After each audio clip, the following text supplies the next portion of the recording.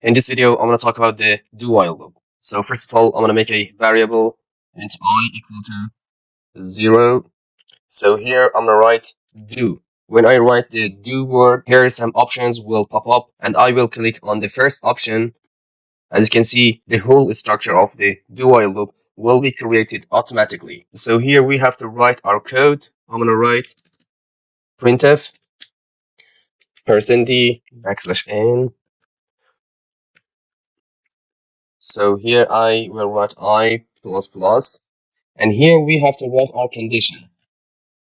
I'm gonna write while I is less than 3, run this block of code. And outside this loop, I will write another printf in order to understand this is the end of our while loop. I'm gonna write the end of loop. So here we made first of all a variable with the name of I, integer I. This is our initial variable, and with do while we write just do before our code, and the condition will be at the bottom of our code.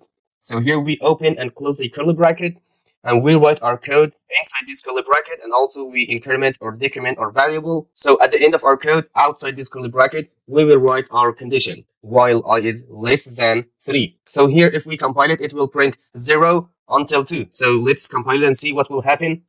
GCC -o, the name of file. So, oops, I forgot a semicolon here. I have to put a semicolon. Yeah, let's compile it again.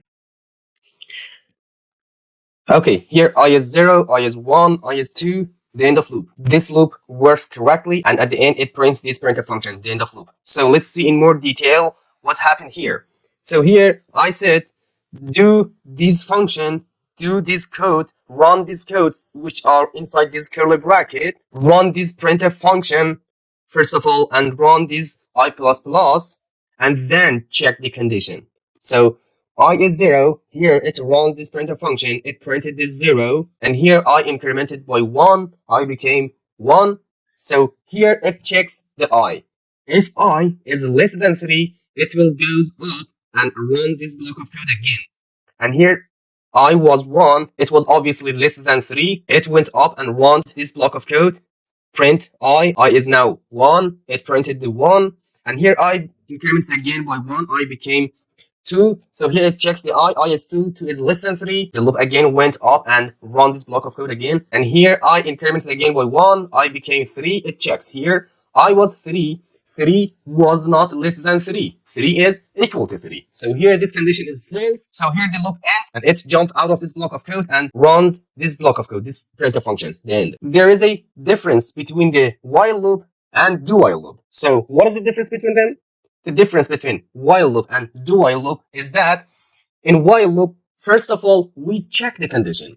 If this condition is true or false. And after that, we run the block of code. We run our codes and our functions. But in do while loop, we first of all run our code, run our block of code, and then check the condition. Even if the condition will be false, we execute at least once the block of code. This is the main difference between while loop and do while loop. So here, even if I make the I, for example, 5, we know that 5 is greater than 3. 5 is not less than 3. This condition is false. But this do while loop runs this block of code at least once. So let's check. I want to compile it. As you can see, I is 5. It printed the I and the end. And this condition was false. It printed this printf function. Here I was 5. We said that print the I. It printed the 5. And again, here it incremented the I, the 5 became 6, and here it checked it. 6 is greater than 3, this condition is false, and this loop jumped out of this block of code and runs the other function, the printf function, the end. So here, if I change this 3 here to 10 or 12 or something like that, it will run correctly. For example, I'm going to change it to 12. Let's run it. As you can see, 5, 6, 7, 8, 9, 10, 11. So it runs correctly, and at the end, it prints this printf function, the end of loop. So this is the basic information about the do while loop. See you next video, and bye for now.